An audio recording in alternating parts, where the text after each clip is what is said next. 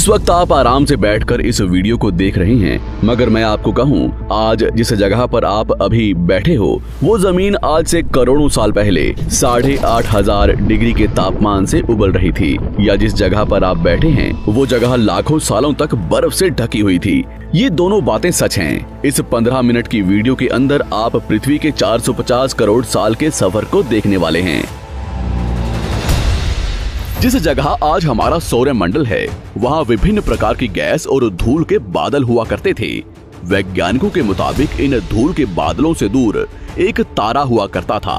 वक्त के साथ साथ उस तारे की ऊर्जा कम होने लगी, जिसके कारण उसके अंदर एक विशाल विस्फोट हुआ। विस्फोट की वजह से अंतरिक्ष की ये धूल एक दूसरे से दबने लगी। इस दौरान बादलों में स्थित धूल के कण दबाव और गर्मी के कारण बड़े उल्कापिंड और पत्थरों में परिवर्तित हो चुके थे, और इसी दबाव की वजह से इन बादलों में स्थित रेडियो एक्टिव पदार्थ ने ग्रेविटी का निर्माण किया। इस ग्रेविटी के कारण बीच में हाइड्रोजन और हीलियम इकट्ठा होने लगे। बीच के इस भयंकर दबाव के कारण एक विशाल विस्फोट हुआ, और इसी विस्फोट के कारण हमारे सूरज का जन्म हुआ। अंतरिक्ष में फैले एस्टेरॉयड यानी क्षुद्र ग्रहों में भारी वजन की वजह से सूरज के करीब आकर सूरज की परिक्रमा करने लगे। धीरे धीरे इन्हीं एस्टेरॉयड में भारी टकराव हुआ, जिसके फलस्वरूप मरकरी, विनस, अर्थ और मार्स जैसे ग्रहों का निर्माण हुआ।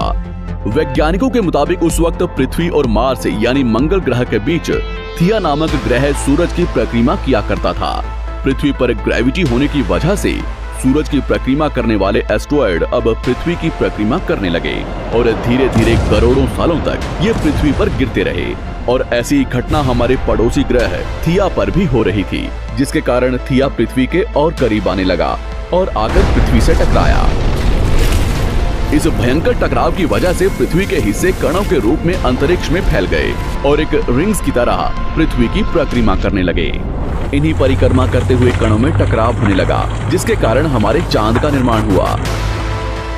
उस वक्त पृथ्वी पर सिर्फ एक ही समुद्र हुआ करता था, और वो था 1900 डिग्री सेल्सियस की तापमान पर उबलते हुए लावे का। उबल रही थी वो सारी चीजें जिसे आज आप अलग अलग नाम से जानते हैं। वक्त के साथ साथ पृथ्वी धीरे धीरे ठंडी हो रही थी, जिसके कारण पृथ्वी के भारी तत्व जैसे धातु और रेडियो एक्टिव पदार्थ पृथ्वी के केंद्र में जाकर इकट्ठा हो गए, और हल्के पदार्थ पृथ्वी की सतह पर आ गए। लाखों सालों तक पृथ्वी पर उल्कापिंडों की बरसात हुई, और इन गिरते हुए उल्कापिंडों में जमा था नमक, मिनरल्स और पानी।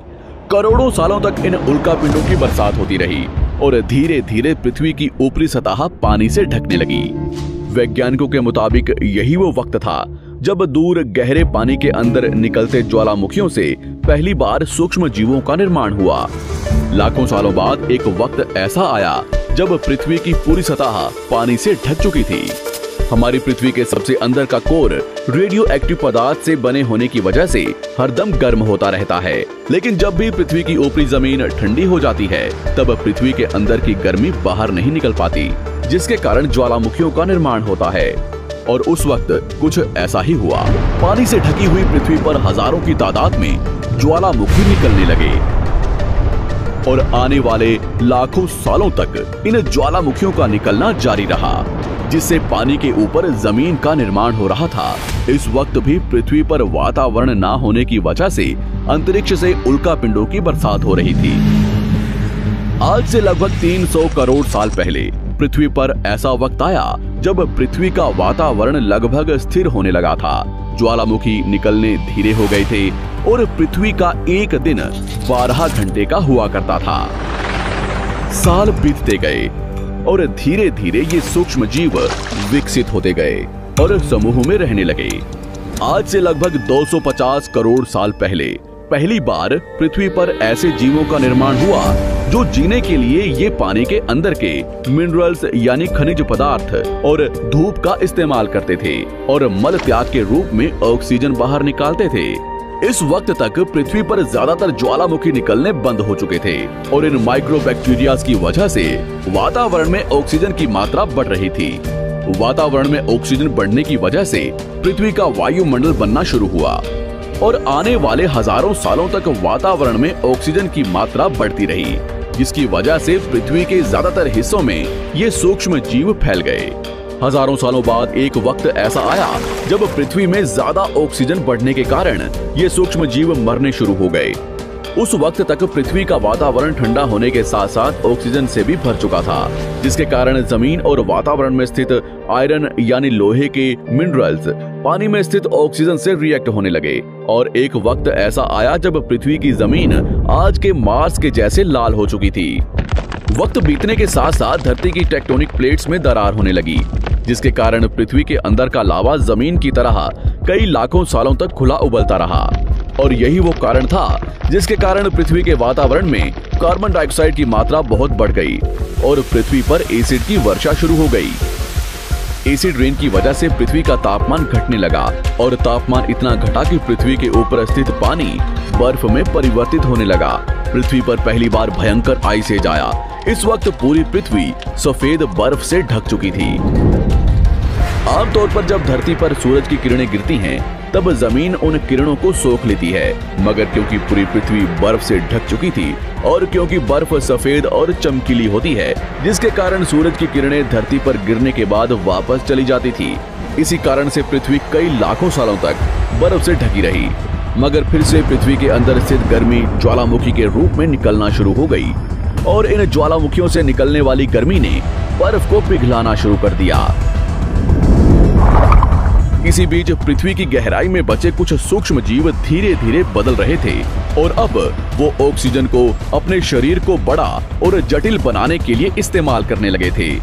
इस बीच पानी में अलग से भी छोटे समुद्री पौधे निकलने शुरू हो चुके थे। बाहर जैसे जैसे ज्वालामुखी निकल रहे थे, वैसे वैसे वातावरण कार्बन डाइऑक्साइड की वजह से गर्म हो रहा था। वक्त के साथ साथ बर्फ तो पिघलने लगी, मगर धरती पर फिर से एसिड की वर्षा शुरू हो गई, जिसके कारण फिर पृथ्वी ठंडी होने लगी और फिर पृथ्वी की ज्यादातर सतह बर्फ से ढक गई।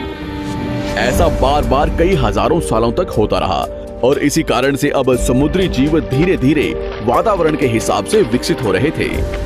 इस बीच कई सारे जीव और समुद्री जंगल्स विलुप्त हो गए, मगर जो बच गए वो धीरे धीरे पृथ्वी के बदलते तापमान के हिसाब से ढलते गए और अब हजारों सालों बाद समुद्री पेड़ बर्फ की वजह से पूरी तरह से मरते या सूखते नहीं थे। अब सूक्ष्म जीव समुद्री जीव बन चुके थे। जब फिर से ज्वालामुखियों ने पृथ्वी की बर्फ को पिघलाना शुरू किया, तब ये समुद्री पेड़ जल्दी विकसित होकर फैल गए। धीरे धीरे वातावरण में ऑक्सीजन की मात्रा बढ़ने लगी और पृथ्वी पर होने वाली एसिड की वर्षा कम होने लगी। वातावरण में ऑक्सीजन आने की वजह से पृथ्वी की ओजोन लेयर्स मोटी होने लगी और आज से लगभग 47 करोड़ साल पहले पृथ्वी की ऊपरी सतह पर पहली बार मोसोस नामक प्लांट उगना शुरू हुआ। वक्त के साथ साथ जमीन पर अलग अलग प्रकार के पौधे और पेड़ उगना शुरू हुए। एक वक्त ऐसा आया जब जमीन के पेड़ों की लंबाई लगभग 80 से 100 फीट जितनी या आज के 5 से 6 मंजिला बिल्डिंग जितनी ऊंची हो चुकी थी। ये वो वक्त था जब समुद्री जानवर समुद्र से बाहर निकल रहे थे और जमीनी जानवरों में परिवर्तित हो रहे थे। धरती की ज्यादातर जमीन एक जगह इकट्ठी हो चुकी थी, जिसे आज हम पैंजिया महाद्वीप के नाम से जानते हैं। पृथ्वी का वातावरण और तापमान लगभग स्थिर हो चुका था और अब करीब 21 से 23 घंटे का दिन हुआ करता था। अब समुद्री जीव पानी से बाहर रहने लगे थे और वातावरण के हिसाब से उनके शरीर का रंग रूप बदल रहा था। धीरे धीरे ये जमीनी जानवर डायनासोर्स में परिवर्तित हो गए। जिन डायनासोर्स ने पेड़ पौधे खाने शुरू कर दिए, उनका शरीर लंबा और विशाल रूप से विकसित होने लगा। कुछ डायनासोर्स शिकार किया करते थे, जिसके कारण वे छोटे और तेज होते चले गए।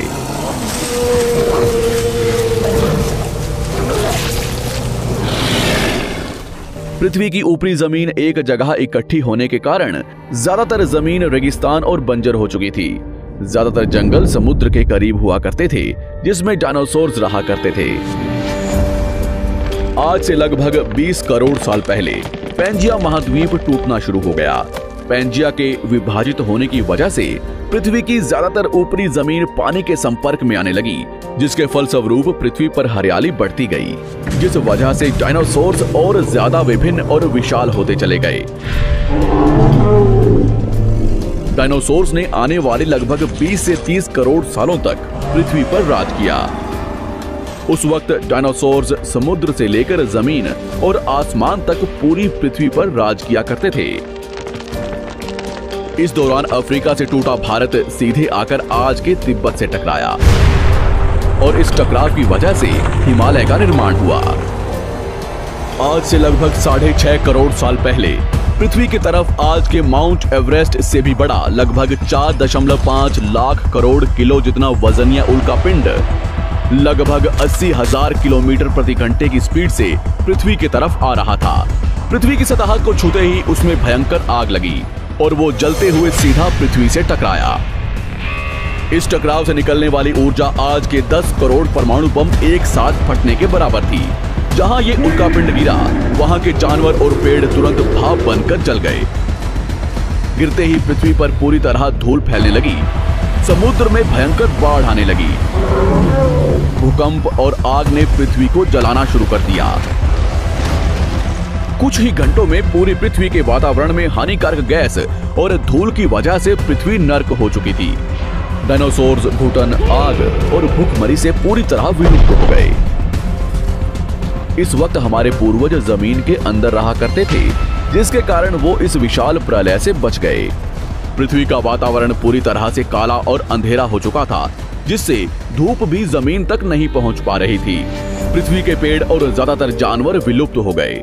वातावरण में धूल और हानिकारक गैस के कारण पृथ्वी पर फिर से एसिड की वर्षा शुरू हो गई और फिर पृथ्वी ठंडी होकर बर्फ से ढक गई। लेकिन इस बार पृथ्वी की बर्फ लाखों सालों तक नहीं जमी रही और 80 से 90 हजार साल बाद ये बर्फ पिघलनी शुरू हो गई। जैसे ही धरती पर वातावरण फिर से पहले जैसा होने लगा, वैसे ही ये छोटे जीव जमीन से बाहर आना शुरू हो गए। उस वक्त पृथ्वी की बर्फ पिघलनी शुरू ही हुई थी, जिसके कारण अफ्रीका में घने ठंडे जंगल हुआ करते थे और इसी बीच ये जमीनी जीव बंदरों में परिवर्तित हुए। मगर जैसे जैसे पृथ्वी गर्म होने लगी, वैसे वैसे अफ्रीका के ये जंगल सूखने लगे। जंगल की चीजें खाने वाले बंदरों को खाने की कमी होने लगी। खाने की तलाश में इन बंदरों ने अपने पैरों पर चलना शुरू कर दिया, जिससे उन्हें दूसरे जानवरों के शिकार करने में मदद मिलती थी। धीरे धीरे बंदर एप्स यानी वानर में परिवर्तित हुए। खाने की तलाश में ये एप्स पृथ्वी के दूसरे हिस्सों में फैलने लगे और धीरे धीरे उनके शरीर का रंग रूप वहां के मौसम के हिसाब से बदलता गया। वक्त के साथ साथ हम आदिवासी बने। हमने हथियारों से लेकर आग का आविष्कार किया। हम धीरे धीरे इंसान के रूप में विकसित हुए। हमने धर्म से लेकर परिवार, भाषा और संस्कृति का निर्माण किया और वक्त के साथ साथ हम विकसित होते चले गए और आज हम इस पृथ्वी की सबसे विकसित प्रजाति बन चुके हैं। पृथ्वी को आज के जैसे बनने में लगभग 450 करोड़ साल का वक्त लगा है और हमें एक छोटे जमीन में रहने वाले जानवर से इंसान बनने में कई लाखों सालों का। मगर हमने इन 100 सालों में जितना पृथ्वी को गंदा और तबाह किया है, उतना आज तक किसी भी प्रजाति ने नहीं किया होगा।